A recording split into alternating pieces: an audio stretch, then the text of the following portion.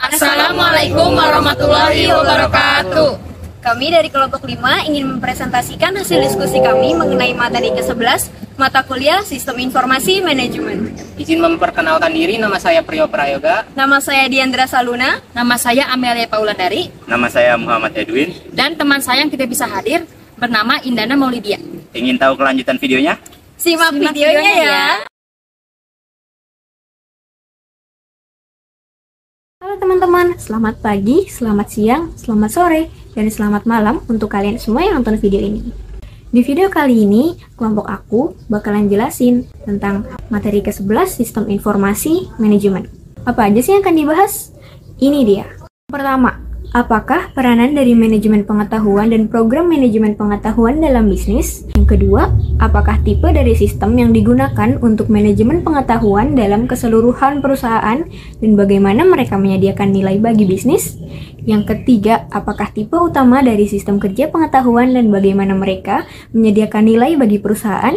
Yang keempat, apakah manfaat bagi bisnis dengan menggunakan teknik kecerdasan bagi manajemen pengetahuan? Itu dia yang bakalan kita bahas dari video kali ini. Mari kita masuk ke materinya. Manajemen pengetahuan dan sistem kolaborasi di antara pertumbuhan yang tercepat di area investasi perangkat lunak korporat dan pemerintah. Pada dekade yang lalu, telah memperlihatkan lonjakan pertumbuhan dalam penelitian mengenai pengetahuan dan manajemen pengetahuan dalam bidang ekonomi, manajemen, dan sistem informasi. Manajemen pengetahuan dan kolaborasi sangat erat terkait. Pengetahuan yang tidak dapat dikomunikasikan dan dibagikan dengan orang lain menjadi hampir tidak berguna. Pengetahuan menjadi bermanfaat dan ditindaklanjuti ketika dibagikan ke seluruh perusahaan. Manajemen pengetahuan telah menjadi suatu tema yang penting pada banyak perusahaan bisnis besar, sebagaimana para manajer menyadari bahwa banyak dari nilai perusahaan mereka bergantung pada kemampuan perusahaan untuk menciptakan dan mengelola pengetahuan. Terdapat suatu perbedaan yang penting di antara data, informasi, dan pengetahuan. Pertama, data adalah aliran kejadian atau transaksi yang dicatat oleh sistem suatu organisasi dan bermanfaat hanya dalam transaksi itu sendiri dan tidak untuk yang lain. Yang kedua adalah informasi pengetahuan. Untuk mengubah informasi menjadi pengetahuan, maka perusahaan harus mengeluarkan sumber daya tambahan untuk menentukan pola-pola, aturan, dan konteks di mana pengetahuan dapat bekerja. Yang ketiga, kebijaksanaan diartikan sebagai pengalaman kolektif dan individual dalam menerapkan pengetahuan untuk memecahkan permasalahan-permasalahan.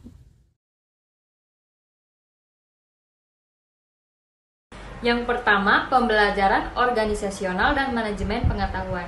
Organisasi yang belajar untuk menyesuaikan perilaku mereka, mencerminkan pembelajaran tersebut dengan menciptakan proses bisnis yang baru dan dengan mengubah pola dalam pengambilan keputusan manajemen. Proses perubahan ini disebut dengan pembelajaran organisasional atau organizational learning. Pertama ada rantai nilai manajemen pengetahuan. Manajemen pengetahuan mengacu pada serangkaian proses bisnis yang dikembangkan dalam suatu organisasi untuk menciptakan, menyimpan, memindahkan, dan menerapkan pengetahuan. Adapun rantai nilai pengetahuan bisnis, pengumpulan data informasi. Yang pertama, penemuan pengetahuan, penerusan data, jaringan neural, algoritma, genetika, sentra kerja, pengetahuan, jaringan para ahli pengetahuan. Yang kedua, sistem manajemen konten, database, pengetahuan sistem ahli.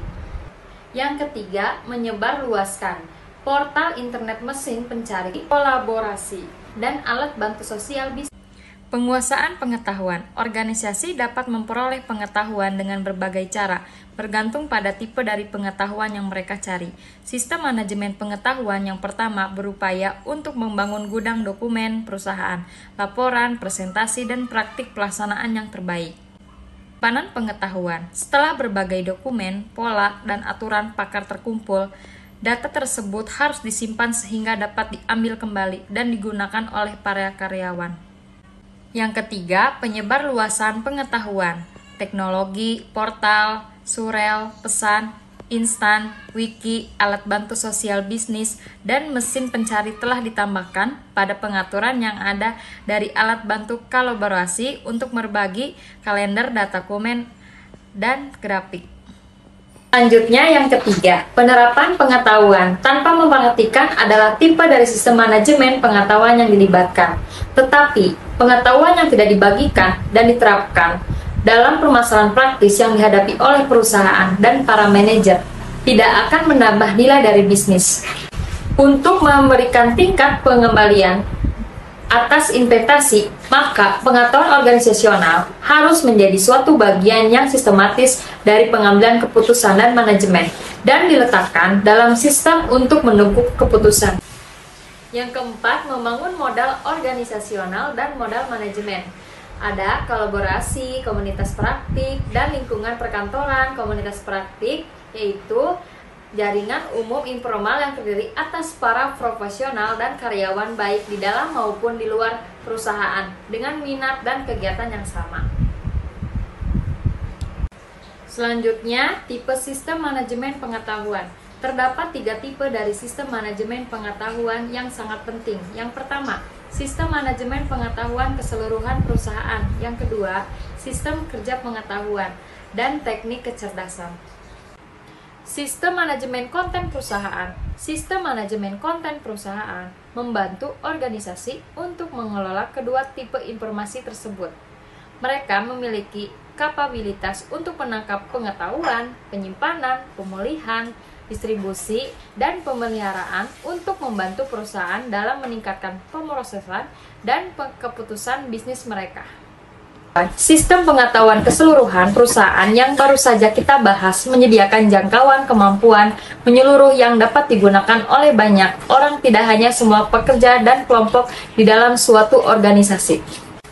Perusahaan juga memiliki sistem yang dikhususkan bagi pekerja berpengetahuan untuk membantu mereka dalam menciptakan pengetahuan yang baru dan untuk memastikan bahwa pengetahuan tersebut terintegrasi dengan tepat ke dalam bisnis.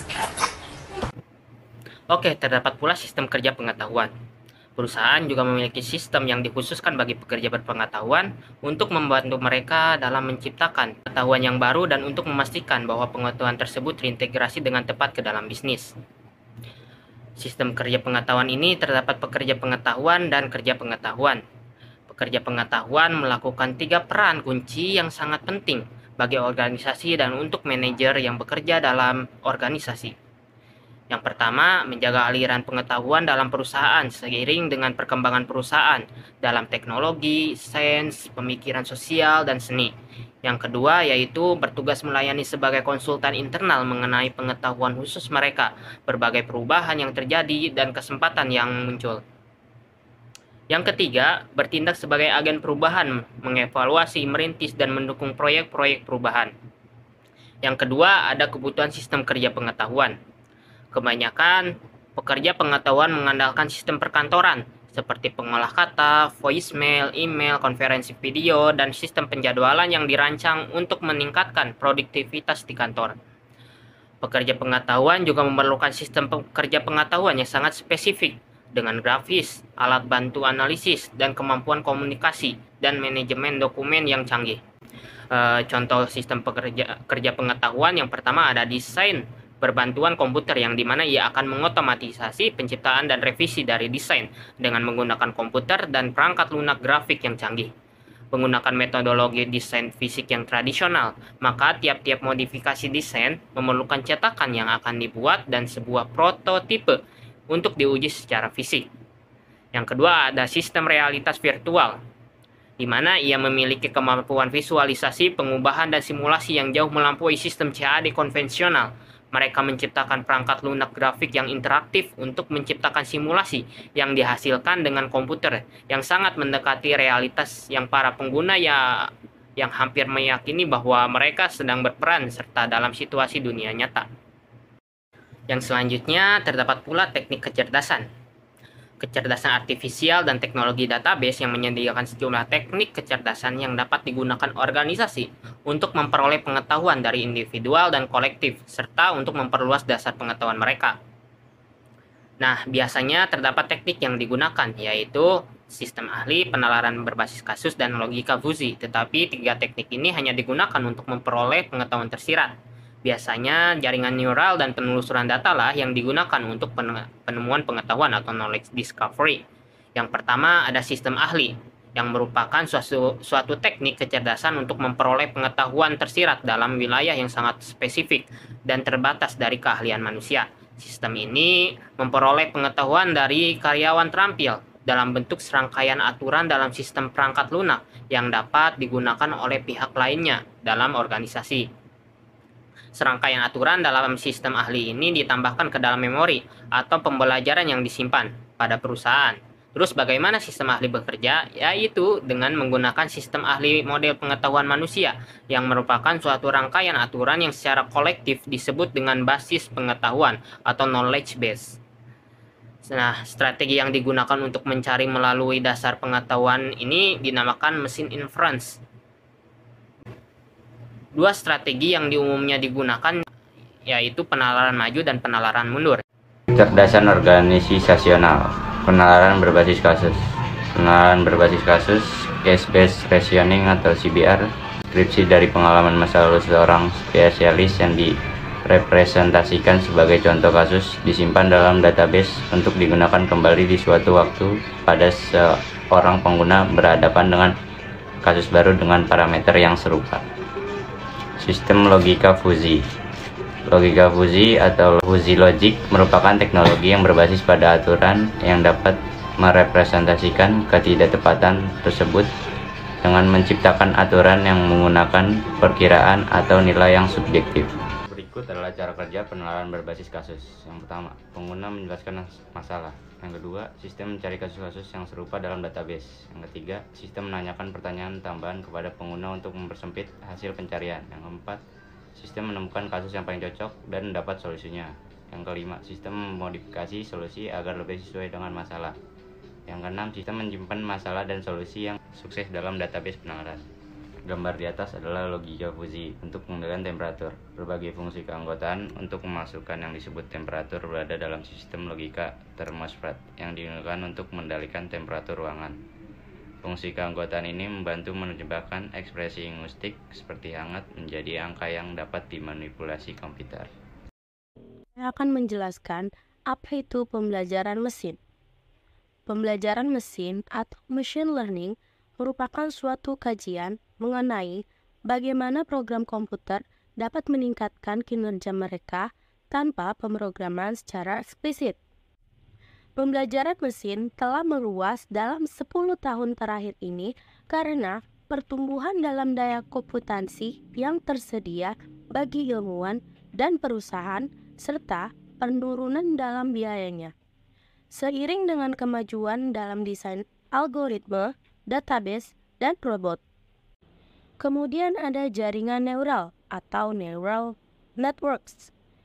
Neural networks atau jaringan neural digunakan untuk memecahkan permasalahan yang rumit. Sangat sulit untuk dipahami di mana sejumlah besar data telah dikumpulkan. Jaringan neural menemukan pola-pola dan hubungan dalam sejumlah data yang sangat besar yang menjadikan terlalu rumit dan sulit bagi manusia untuk menganalisisnya.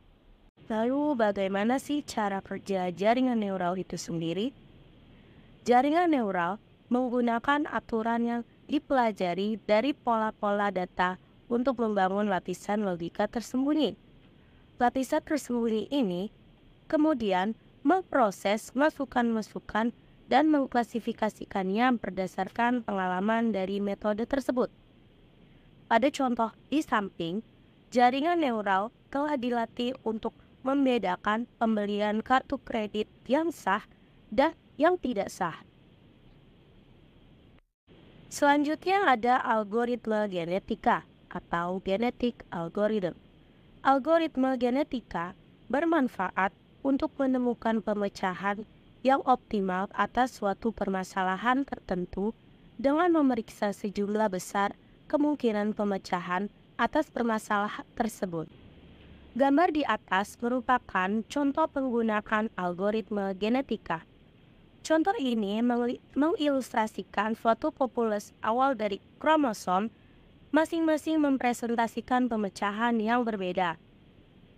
Algoritma genetika menggunakan suatu proses yang berulang untuk menyempurnakan pemecahan awal sehingga menjadi salah satu yang lebih baik, yaitu dengan kesesuaian yang lebih tinggi, lebih cenderung untuk muncul sebagai pemecah yang baik. Kemudian ada agen intelijen atau intelligent agen. Agen intelijen merupakan program perangkat lunak yang bekerja tanpa intervensi secara langsung dari manusia untuk melaksanakan tugas tertentu bagi seorang pengguna individual, proses bisnis, atau aplikasi perangkat lunak. Pada gambar di samping, agen intelijen digunakan dalam jaringan rantai pasukan PNG. Dalam gambar yang pertama, agen perangkat lunak membuat jadwal pengantaran dari pemasok. Yang kedua, agen perangkat lunak mengumpulkan data penjualan real-time pada setiap produk PNG dari banyak toko eceran. Yang ketiga, agen perangkat lunak membuat jadwal pengumuman dari distributor untuk pengecer, memberikan prioritas pada pengecer yang memiliki sedikit persediaan. Dari semua yang saya sudah jelaskan di atas, algoritma genetika, logika fusi, jaringan neural, dan sistem ahli dapat diintegrasikan ke dalam aplikasi tunggal untuk memperoleh keunggulan dari fitur teknologi yang terbaik. Sistem-sistem seperti itu disebut dengan sistem AI hibrida atau hibrida AI system. Aplikasi hibrida dalam bisnis terus bertumbuh. Contoh penerapan sistem hibrida digunakan oleh proses pencucian pada mesin cuci konvensional. Waktu dari masing-masing proses pengerjaan diatur oleh pengguna. Meskipun fleksibel, namun sulit untuk menentukan waktu yang tepat. Sebagian besar orang tidak memperhatikan jenis kualitas kain, jenis kotoran, dan jumlah kotoran. Akan membutuhkan waktu mencuci yang tidak sama. Jika waktu yang diatur tidak sesuai, maka hasil pencucian menjadi tidak maksimal.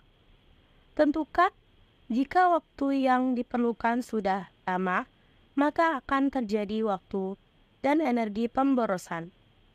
Logika fusi digunakan untuk tujuan mengotomatisasi sistem pengaturan waktu pencucian dengan campuran tangan manusia yang sangat kecil, menggunakan integrasi pengembangan sistem berbasis prototyping. Data yang diambil dari penelitian ini adalah tingkat kekotoran dan jenis kotoran pakaian.